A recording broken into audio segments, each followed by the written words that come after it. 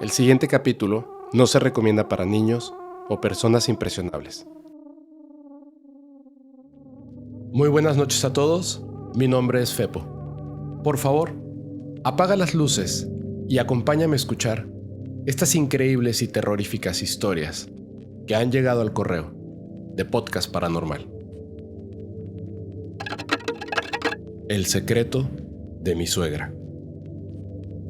La siguiente historia la manda nuestro amigo Omar V.S. Dice así: Hola Fepo, buenas noches. Espero que te encuentres muy bien. Hoy decidí contarte esta historia que le pasó a uno de mis familiares en el año 2010. Esta anécdota le ocurrió a mi prima y es la siguiente. Mi prima tenía un novio con el que tuvo 2 hijas. Cuando nació su primera hija, hace 11 años, fue a visitar a su suegra. Una terrible experiencia le ocurrió ahí, por lo que llegó corriendo a mi casa. Se sentó al lado de mi madre y trataba de decir algo, mientras temblaba y lloraba. Mi mamá, tratando de calmarla, le dijo: ¿Qué te pasó, mi niña? ¿Estás bien? Mi prima logró hablar y tartamudeando dijo: Tía, mi suegra es una bruja. Mi madre pensó que se trataba de una broma y en tono burlón le contestó: Ay, hija, es normal que te caiga mal la vieja, pero no le digas tan feo. Mi prima desesperada le dijo: No, tía, no me estás entendiendo.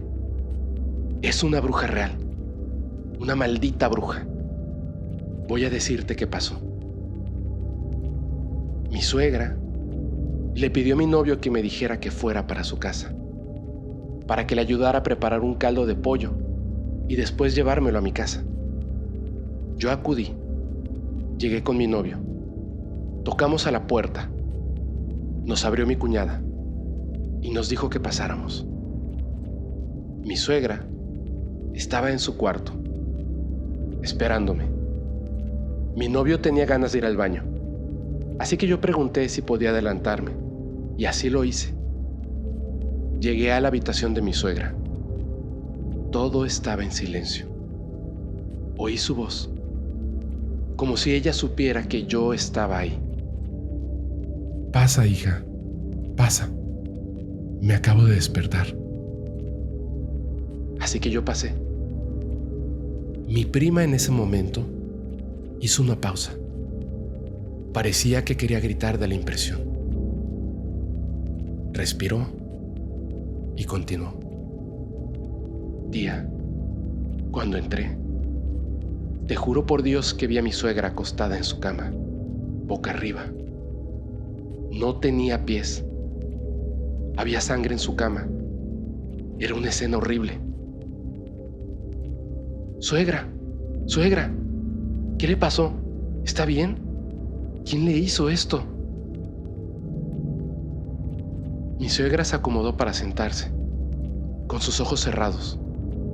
Estiró su mano para agarrar lo que estaba al lado de su cama. Eran sus pies cercenados. Se colocó cada uno de ellos en los muñones ensangrentados. Al ponérselos, las heridas y la sangre, incluso la que estaba en la cama, desaparecía. Después, se levantó como si nada le hubiera pasado, pero sus ojos seguían cerrados. Estiró sus manos hacia un pequeño mueble que estaba junto a la cama. Tomó 2 esferas blancas que estaban en un plato y se colocó estas esferas en su cara, en los agujeros donde debieran estar sus ojos. Alejó sus manos y abrió los ojos. Mi suegra me miró y me dijo: Perdón si te espanté. Es que solamente así puedo dormir. Mi prima del susto salió corriendo de esa casa. Tomó un taxi con rumbo a la mía. en donde, aterrorizada como nunca había visto a nadie, nos contó esa historia.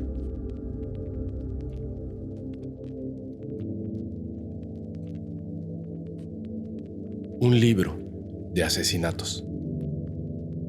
Hola Fepo, ¿cómo estás? Espero que muy bien. Mi nombre es Sebastián Payne. Encontré tu podcast la semana pasada y me hice gran fan tuyo, ya que es mi compañía por las mañanas en el trabajo. Te mando esta historia, que aunque no tengo pruebas, y ya verás por qué, es lo más extraño que me ha pasado en la vida. Y te juro por la vida de mi madre y mi hija que es completamente cierta. Dicho sea de paso, no lo sabe nadie, a excepción de 2 personas cercanas a mí: mi madre y mi mejor amigo. Te cuento un poco de mí para ponerte en contexto. Mi nombre real es Sebastián Castro. Tengo 29 años y soy de Montevideo, Uruguay. Comencé como escritor a mis 18 años, principalmente en el género de terror, como buen fan de Stephen King. Cuestión que una de mis primeras novelas fue un intento de horror psicológico, basada en un protagonista con una enfermedad mental bastante severa, doble personalidad, el cual no tiene ni idea que su alter ego es un asesino serial de mujeres, precisamente sus exnovias, a quienes secuestra, tortura y mata, según la forma en que lo hicieron sufrir a él. Cuando empecé a escribir esta trama, estaba a punto de terminarla, luego de 9 meses de trabajo, y la computadora se me apagó sola, literalmente muerta. Yo usaba una notebook en aquel entonces, y todavía no tenía el trabajo que tengo ahora. Con esfuerzo de mi madre, la llevó a un servicio de reparación, y el chico, luego de revisar, me dijo que la placa madre estaba fundida. Él asumió que le entró un pico de corriente eléctrica, lo cual es imposible, ya que hacía poco tiempo que habíamos hecho toda la instalación eléctrica de la casa.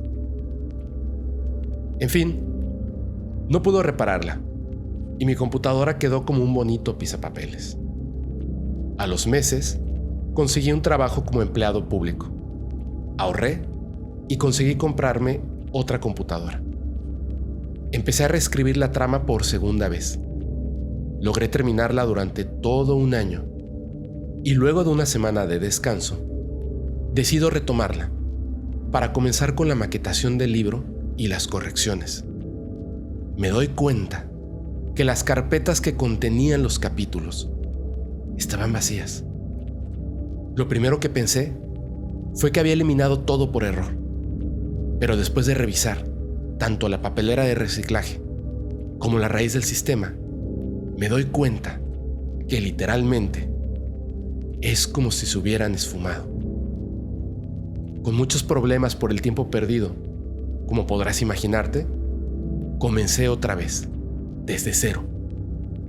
A mitad de la redacción, unos 4 o 5 meses más tarde, pasó lo mismo que con la primera notebook, con la diferencia que esta vez no se fundió la placa madre, sino el disco duro. Obviamente, perdí todos mis datos, incluido el libro. Harto ya de que no pudiera terminar de escribir, me compré cuadernos y comencé a redactar a mano. Por fin logré terminarla, corregirla. La guardé en un lugar donde solamente yo sabía dónde estaba. Unos meses después, contacto con una editorial, la cual estaba en proceso de selección de manuscritos, y coordino para entregarles mi trabajo. Cuando voy al sitio donde había guardado estos cuadernos, solo estaba la mitad, lo cual equivalía a la mitad de la novela. La otra mitad, literalmente, se la tragó la tierra.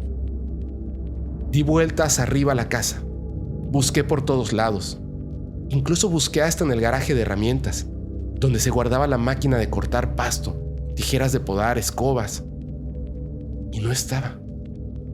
Obviamente, tras tantos intentos fallidos, desistí de trabajar esa novela y pasaron los meses, pero nunca dejé de acordarme de ella, más que nada por la curiosidad de saber qué carajo estaba pasando. Intuía que algo no iba bien. ¿Podría ser alguna extraña casualidad que 2 computadoras se me rompieran? No digo que no, pero que los archivos se borrasen solos o que los cuadernos desaparecieran era demasiado. Así que me puse a investigar en internet, a ver si podía encontrar, de alguna manera, una explicación a este extraño fenómeno.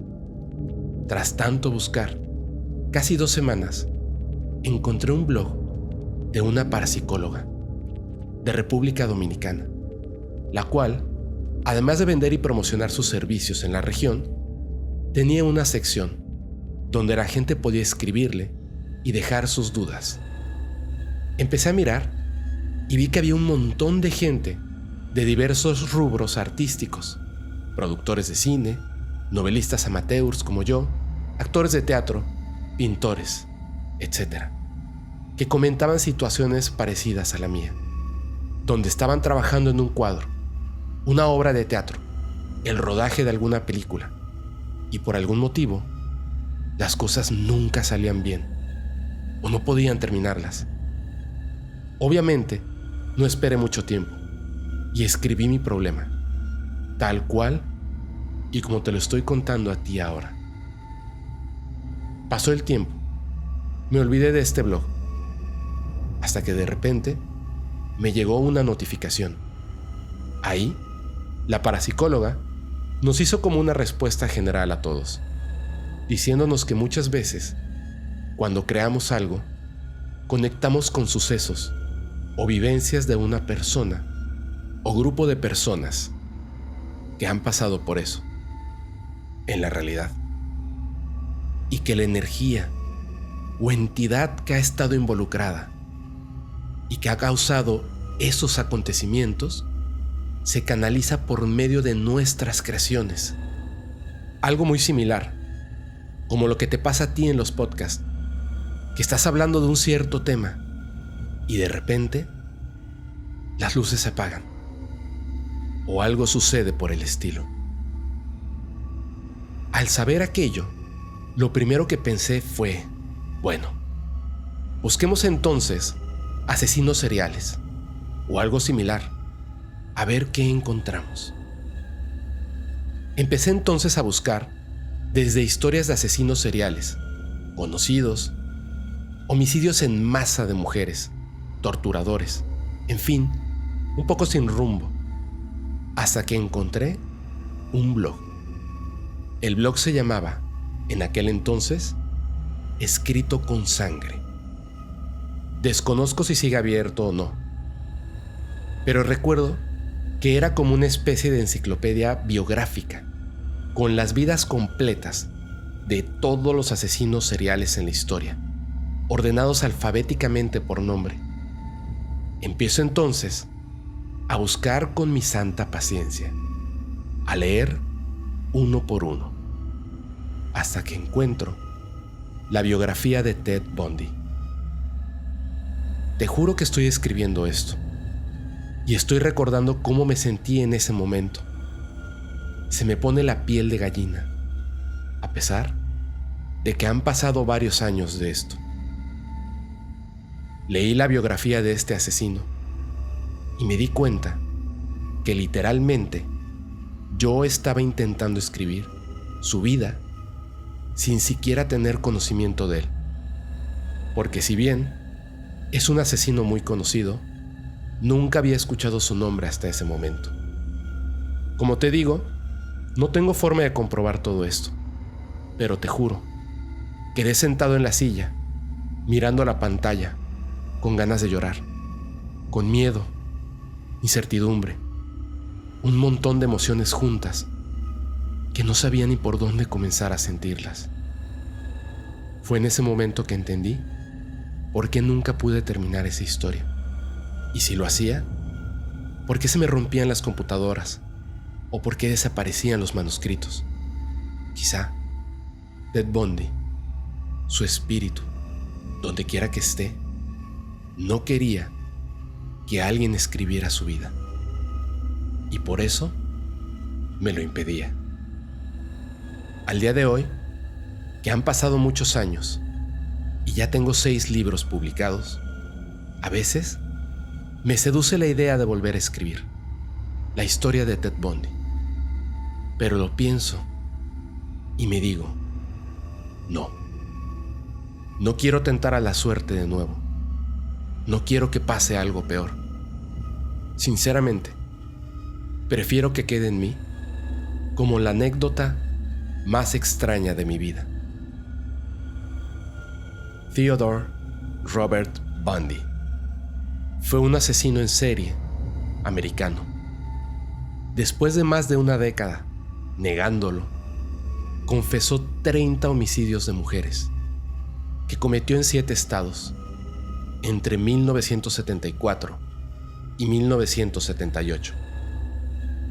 El número real de víctimas es desconocido.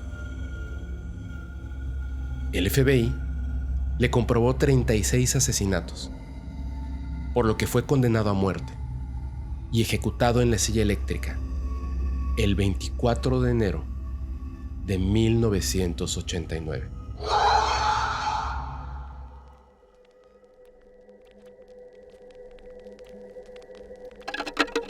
Cerca de un hospital. Mi nombre es Silvia Pérez. Estudié ortopedia en la Ciudad de México. Voy a contarte una historia que me dejó marcada por siempre. Llegué a un departamento que había sido ocupado por 2 residentes previamente y se habían ido porque ya habían terminado de estudiar.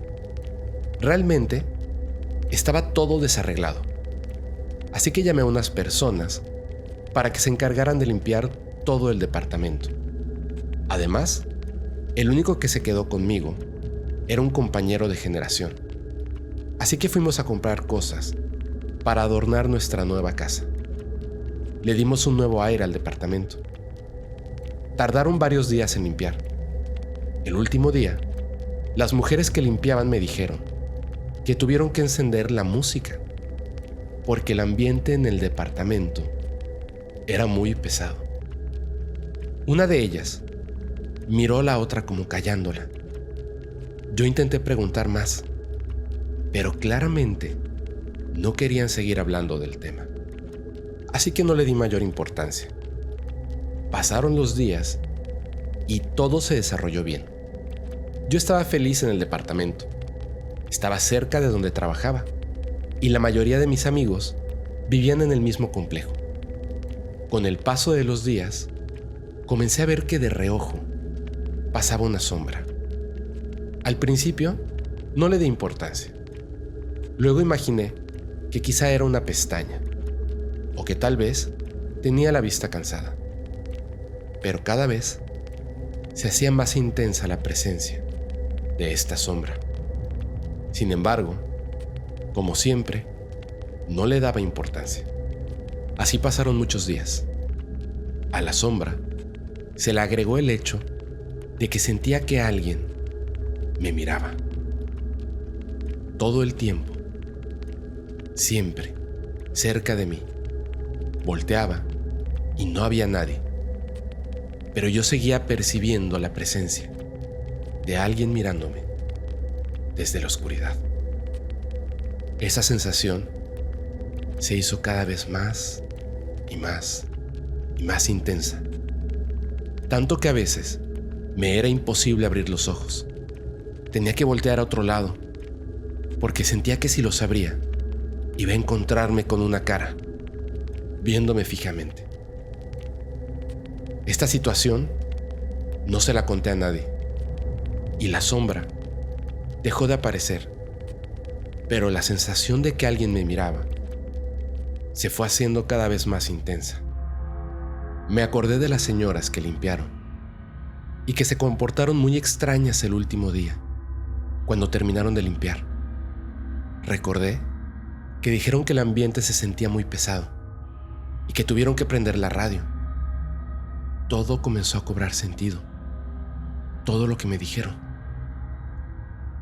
Para mí, el ambiente era muy incómodo. Prefería pasar la noche en casa de alguna amiga o en el hospital. Y cuando estaba en casa, prendía la radio con música para evitar ese ambiente horrible que estaba en mi departamento.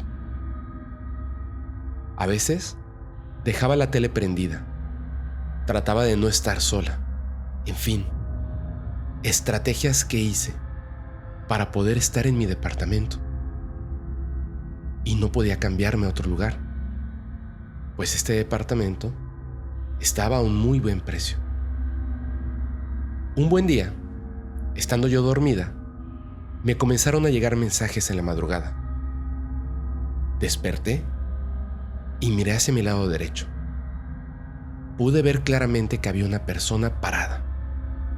Primero, no entendí qué estaba pasando. Me asusté. Pensé que alguien se había metido. Entonces, miré el pantalón de la persona. Empecé a levantar la vista. Y cuando llegué a su rostro, le aventé una almohada. Me paré corriendo y prendí la luz. Volteé a ver lista para defenderme, pero no había nadie en mi habitación. Yo me senté en la cama, abracé mi almohada y me puse a gritar del susto. Lloré toda la noche. Permanecí con la luz prendida. A partir de ese día, todas las noches, dormía con la luz prendida. A la mañana siguiente, se lo comenté a uno de mis compañeros. Era la primera vez que hablaba de esto. Sí me creyó. Esto me dio confianza, así que decidí hablar con el inquilino, que ya tenía muchos años viviendo en ese departamento, que además era mi compañero de generación. Le pregunté si había sentido algo así, si había sucedido alguna vez algo extraño en el departamento, o si por lo menos conocía la historia de la persona que vivió ahí antes de que yo lo hiciera. Lo único que me contó fue que un tiempo atrás él llevó una novia y que estuvieron jugando a la Ouija, pero que nunca había percibido o visto o escuchado algo. Imaginé que esto de la Ouija estaría relacionado con lo que me sucedió. Traté de seguir en el departamento. Dormía como siempre, con las luces prendidas.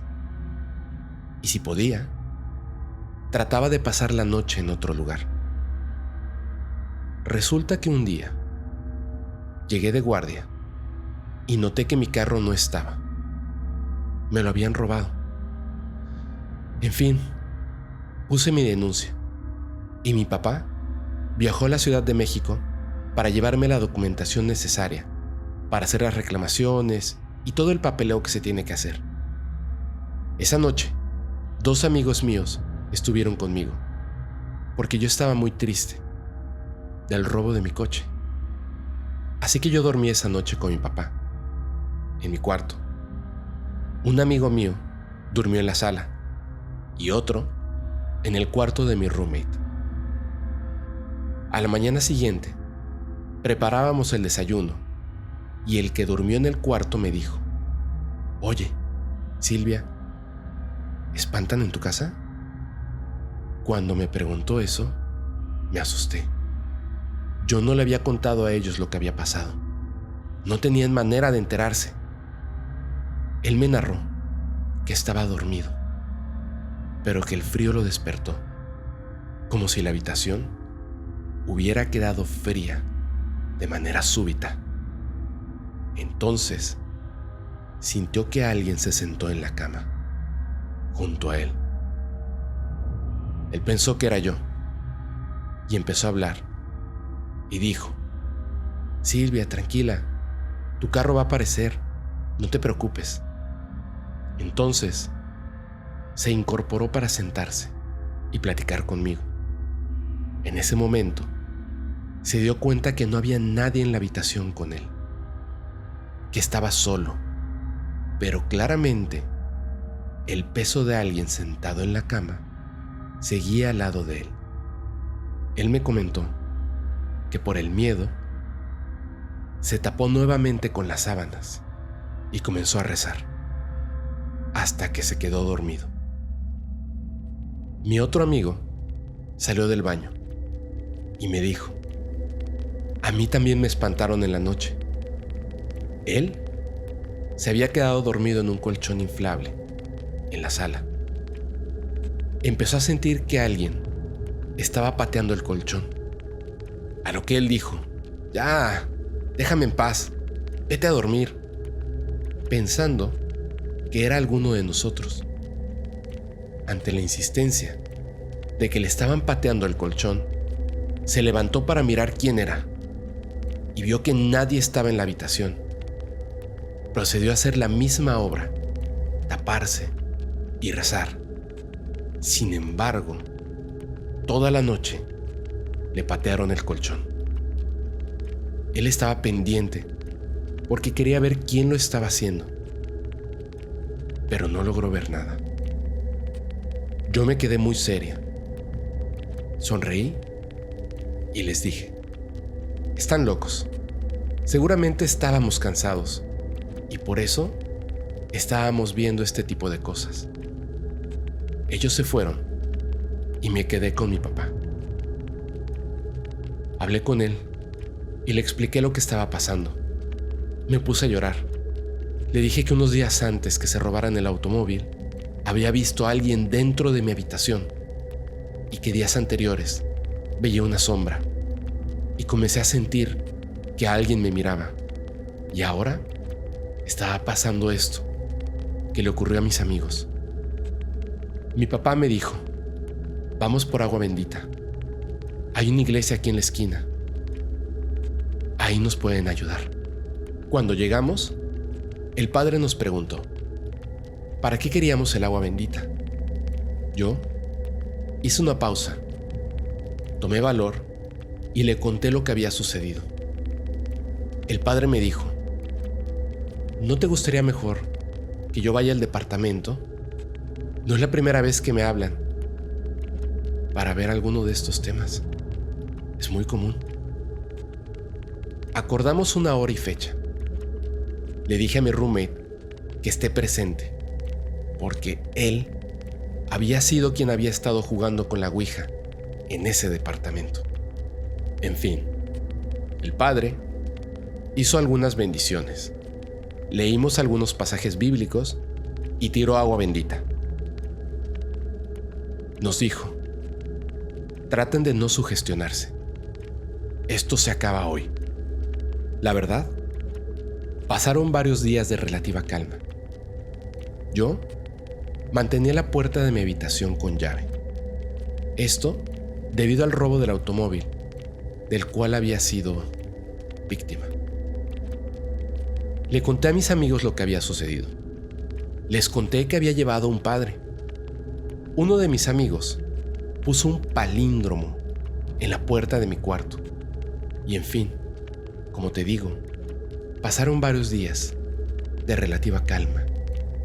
Un día entré a mi habitación y cuando entré, la televisión estaba prendida, en estática. No había manera de que alguien la encendiera, porque como comenté, la habitación ahora la mantenía bajo llave. Entré y me quedé mirando a la televisión, en estática. De repente, aparecieron unas letras en la pantalla. Sigo aquí. Ese mismo día, le marqué a una amiga por teléfono y le dije: ¿el cuarto que me estabas ofreciendo aún está libre? Me dijo: sí. ¿Cuándo puedes pasarte por acá? Hoy por la tarde. Tomé la mayor parte de mis cosas y me fui de ese departamento para siempre.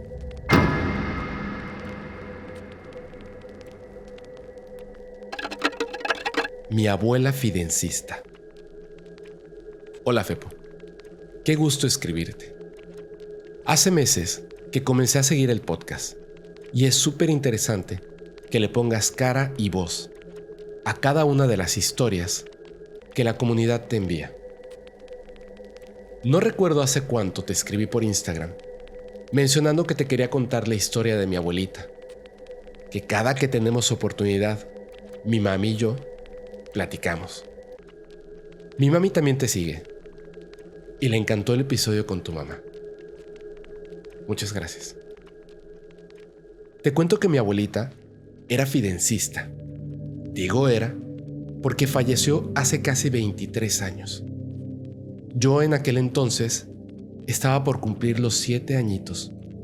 Como ya debes de saber, y si no te explico, una persona fidencista es aquella a la cual le baja el espíritu del niño fidencio para ayudar a quien lo necesita con algún problema, ya sea de salud o espiritual. El niñito curaba en la ranchería de Espinazo, en Nuevo León. El presidente, Plutarco Elías Calle, acudió a él para una curación y en agradecimiento le cedió algunas tierras. En fin, mi abuelita duró muchos años ayudando a todas las personas que la buscaban. Nosotros vivíamos con ella, somos de Monterrey, y cada martes y viernes ella tenía curación. Recuerdo que mucha gente llegaba y la llenaba de regalos, dulces, comida. Ella nunca lucró con su don, así que nunca le puso precio a su actividad. En octubre se hacen fiestas en Espinazo y ella iba como materia a curar. Muchas personas la seguían. Fue bendecida y amada por muchas personas, a quien logró ayudar, pero también odiada por las personas que hacían el mal. Así que te contaré la desgracia que sucedió debido a esto. Un día, ella estaba curando a una persona que la tenían muy mal, con brujería negra. Al momento que estaba con la paciente, ocurrió algo muy extraño. A la paciente se le metió la bruja que le estaba haciendo el trabajo y le dijo a mi abuelita: jamás te hubieras entrometido, no lo hubieras curado. Ahora por eso te voy a hacer sufrir con lo que más te duele. Ella no le tomó gran importancia. Sin embargo, un día que fue con un señor que la atendía de manera espiritual, porque ella misma, por supuesto, no se podía atender a sí misma, así que tenía una persona de su confianza. Esta persona le dijo: a ti te amenazaron y es una maldición fuerte. Va a caer sobre tu esposo. Cuídalo, porque un día empezará con un dolor de cabeza y ese será su final. En efecto, mi abuelito comenzó con un dolor de cabeza, del cual ya no salió. Los médicos jamás le pudieron dar un diagnóstico acertado, porque él no se veía como un enfermo, simplemente parecía dormido. Y por más estudios que le hacían, no lograban arrojar algo en concreto. Al final, los mismos doctores les dijeron que no podían hacer nada. Mi abuelo falleció. Y al momento de la velación, cuando llegaron a las capillas, en el techo y en los árboles cercanos, habían lechuzas paradas, riendo. Esto lo cuentan mis tíos y mis primos. Yo aún no nacía. Ellos, asustados, comenzaron a insultar a las lechuzas, hasta que se fueron. Mi abuelita, además de tener el don de ser materia, era clarividente y podía leer copas de agua. Mi mamá me cuenta que en algún momento de la vida, a mi abuela se le acercaron los Rosacruces para introducirla y estudiar el don que ella tenía. pero ella se negó. No quiso ir con ellos. En ella no solo bajaba el niño Fidencio, sino que también lo hacía Pancho Villa, la niña Aurorita, una gitana y un indio. Como te comentaba, mi abuelita falleció cuando yo estaba por cumplir 7 años. Y desde el día que partió y hasta mis 9 años, yo la veía y hablaba con ella. No me daba miedo. Y a estas alturas, a mis casi 30 años, quisiera volver a verla, hablar con ella nuevamente. Estoy segura que no me daría miedo. Yo sé que aunque no la pueda ver, ella está conmigo. Mi abuela fidencista.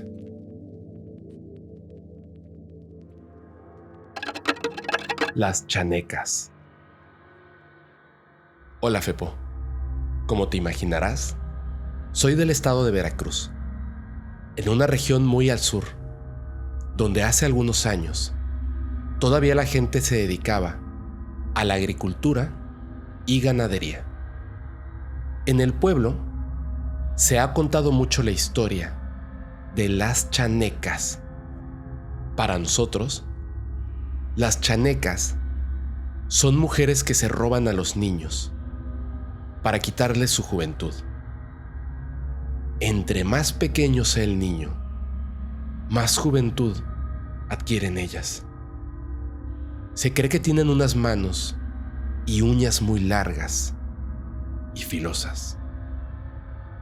Cuenta la historia que un día 2 hermanos llevaban a sus borregos a pastar al campo. Se distrajeron y uno de ellos, el menor, de nombre Marco, se perdió.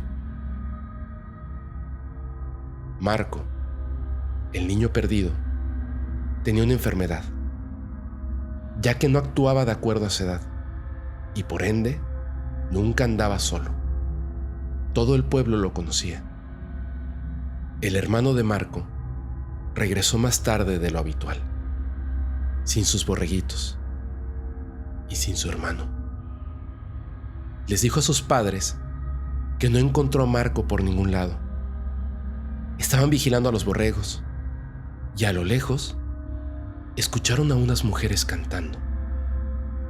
Él observaba, tratando de descubrir a las mujeres que cantaban.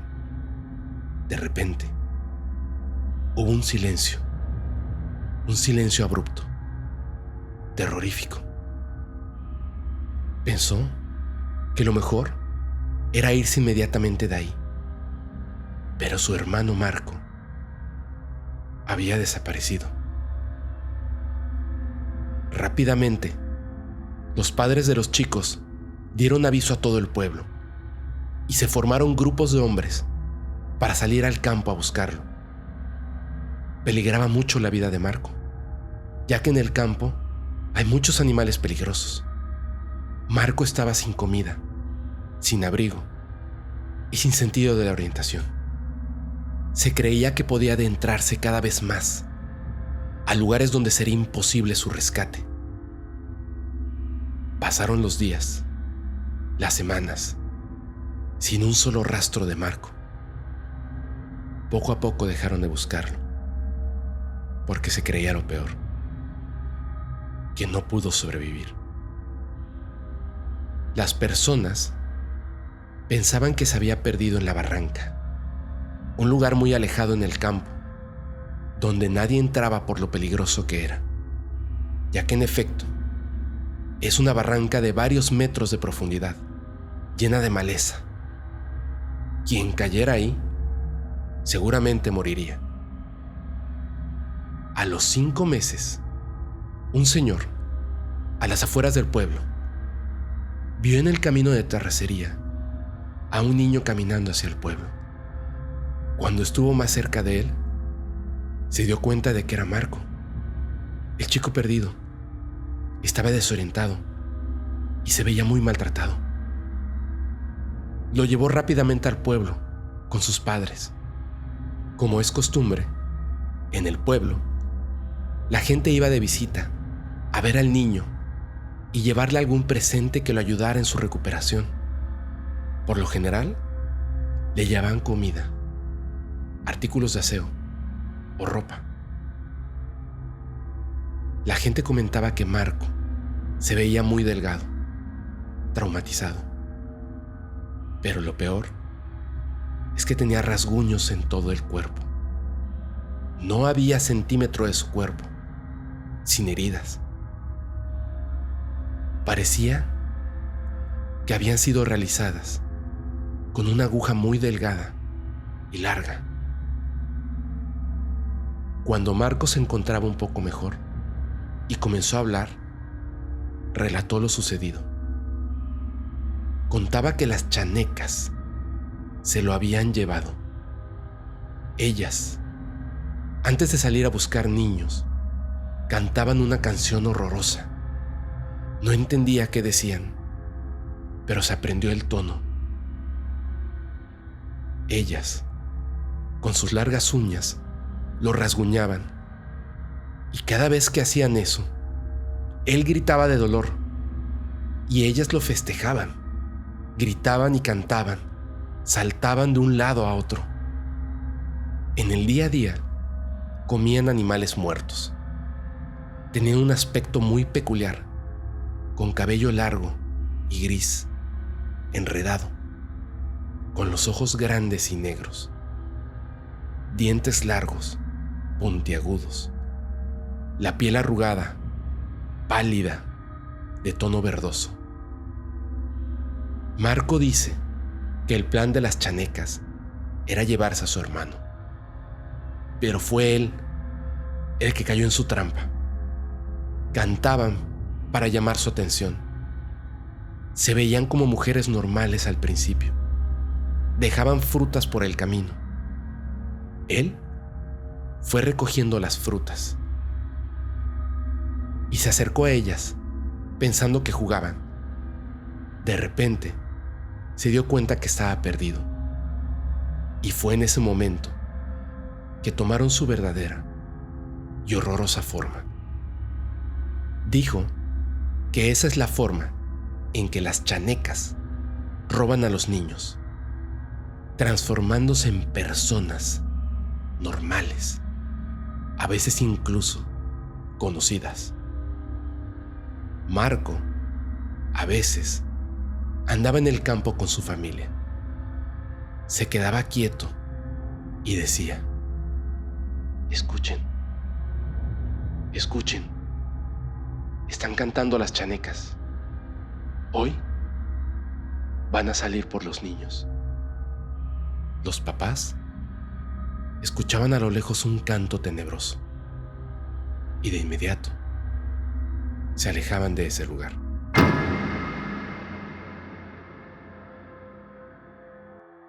Los fenómenos paranormales se presentan de distintas formas. Algunas veces son interesantes y otras terroríficas. Yo soy tu amigo Febo y espero que nunca tengas que vivir una experiencia como esta.